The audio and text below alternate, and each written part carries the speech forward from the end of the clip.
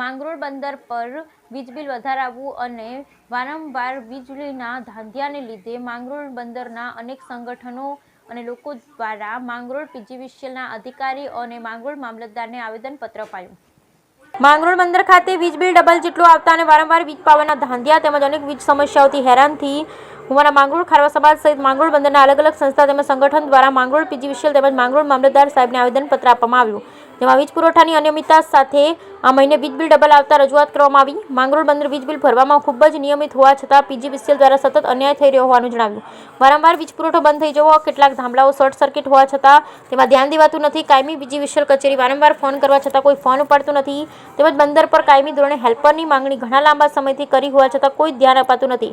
જેમાં આ મહિને વીજ બિલ ડબલ આવતા આ રોષ ઉઠવા પામ્યો અને આજે ખારવા સમાજના આગેવાનો સહિત વિવિધ સંગઠનોએ તેમજ બહેનો દ્વારા બહોળી સંખ્યામાં પીજીવીસીએલના અધિકારીઓને આવેદનપત્ર આપી આ માંગણીઓ નહીં સ્વીકારાય અને પ્રશ્નોનો ઉકેલ નહીં આવે તો સમસ્ત બંદરના વીજ કનેક્શન ધારકો વીજ બિલ નહીં ભરે અને ઉગ્ર આંદોલન કરવામાં આવશે તેવી ચીમકી આપી તથા પીજીવીસીએલ અધિકારી બાંભણિયાએ યોગ્ય કરવા ખાતરી આપી.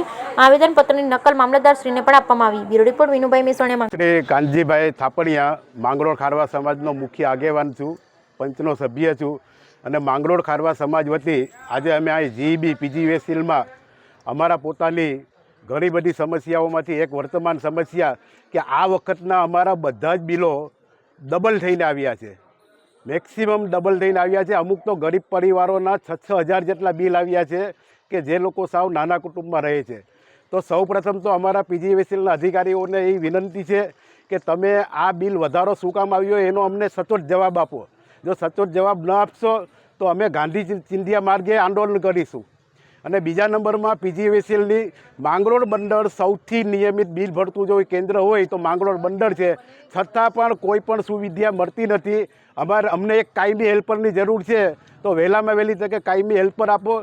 બીજા નંબરમાં વારંવાર કાપ થાય છે, એના હિસાબે અમારા ટીવી, ફ્રીજ અને કોમ્પ્યુટર જેવી મોંઘામાં મોંઘી વસ્તુઓનો છે ને નાશ થાય છે, નુકસાન થાય છે.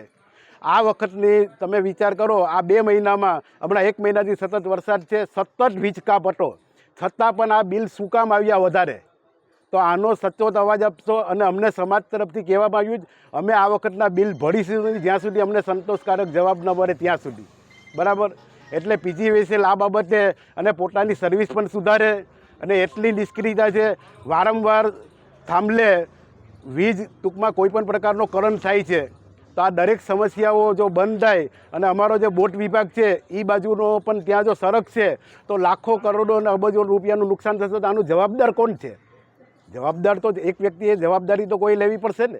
ખાતાકીય બાબતની આ કોઈ પણ નિષ્ક્રિયતા ન ચાલે. તમે તમારી સર્વિસ સુધારો, અમને સંતોષકારક કામ આપો.